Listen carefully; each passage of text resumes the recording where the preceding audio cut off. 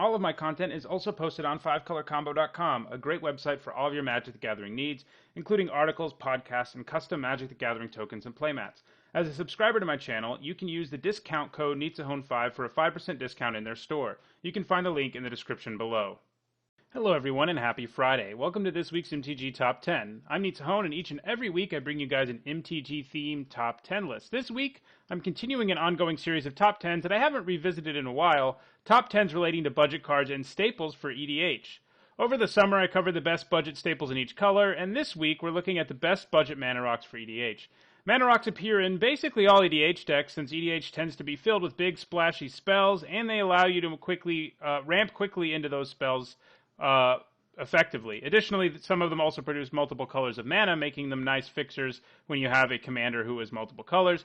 Budget is, of course, subjective, so I'll give you my version. All of the cards on this list are under $2 both online and in paper, so if you don't want to pick up a more expensive Soul Ring, Mana Crypt, or Mana Vault, this is the list for you. Let's get started. At number 10, I have the Monument Cycle. These are solid mana rocks if you're building on a budget. All of them are under 50 cents, well under it as you can see, both in paper and online, and they provide some solid flexibility too. If you're in their two-color pair, they're nice mana rocks because they ramp you and provide you with both of those colors, and in the later part of the game, they can turn into a big win condition, especially following a board sweeping effect, which they can dodge since they aren't always creatures. At number 9, I have Dreamstone Hedren. This isn't a fit for every deck. Not every deck needs so much mana, but those that do should really consider running Dreamstone Hedren. It is pretty great because it can ramp you when that's what you need, and then when you get in a pinch in the later part of the game, you can cash it in for 3 cards. At number 8, we have Mindstone. Basically a much smaller Dreamstone Hedren. Mindstone does the same job, but more decks want it since it is only 2 mana, and ramping into 4 mana on turn 3 is a pretty nice thing to do. Like the Archive, you can cash it in the later game to draw you a card, giving it some utility at all stages of the game. At number 7, I have Cold Steel Heart, another 2-mana mana rock. This one doesn't come with the same kind of flexibility the first 3 mana rocks we discussed do, and then it doesn't do anything but produce mana, but it makes up for that by being able to produce whatever color of mana you want it to. You do have to name it when it comes into play the first time, so it isn't like it's always adding mana of any color, but that's still pretty nice for any commander deck that has a commander with 2+ colors, as you can play it and name whatever color it is you're lacking. Also, it produces snow mana, just in case that matters for your deck.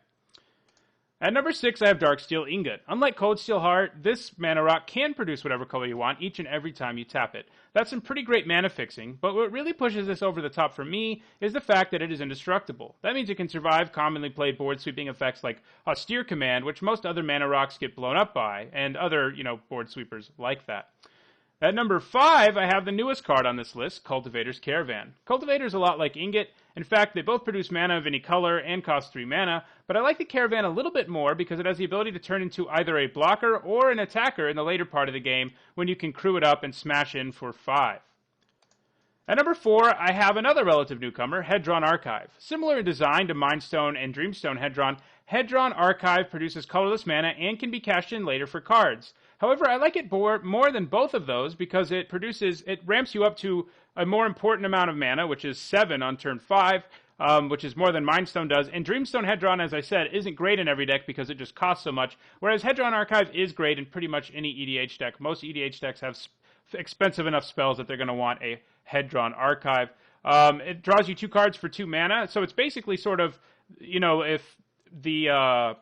if Mindstone's the first part and Dreamstone Hedron's the third part, Hedren Archive kind of goes in the middle because it does the middle part that those 2 cards do, but it does so at a pretty efficient rate of only 4 mana instead of costing like 5 or something like that to be a little closer to the Dreamstone Hedren. I feel like this Archive should be in the majority of EDH decks, at least those that are built on a budget. I think it's that good.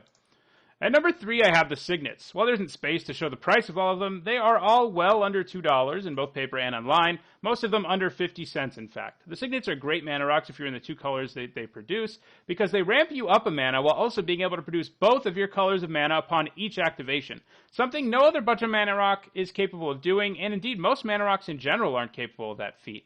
If there is a cycle of mana rocks you should obtain before you want to start building EDH decks, this is the one you should get.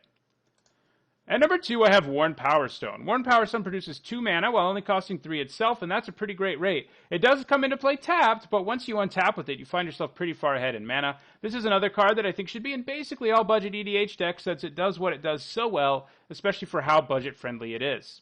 And at number 1, I have Thought Vessel. I have it here in part because I'm not sure everyone is aware of it, and also because, like the other top 4 mana rocks, I think it should be played in basically any EDH deck. It is a 2-mana mana rock, which is great, but the fact that it lets you have no maximum hand size is what pushes it over the top. A large number of EDH decks like holding on to a fistful of cards and drawing even more, and Thought Vessel allows decks to do some pretty heinous things.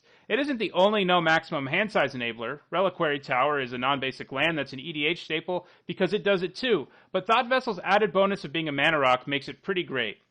That does it for this week's Top 10. Next week, I'm going to look at a related list of the top 10 budget artifacts for EDH that aren't mana rocks. If you enjoyed this video, don't forget to click the like button. If you think there are any mana rocks I left off of the list that should have made the list, post them in the comments below. And if you want to make sure you catch MTG Top 10 each and every week, along with other great MTG content, don't forget to subscribe. Thanks for watching.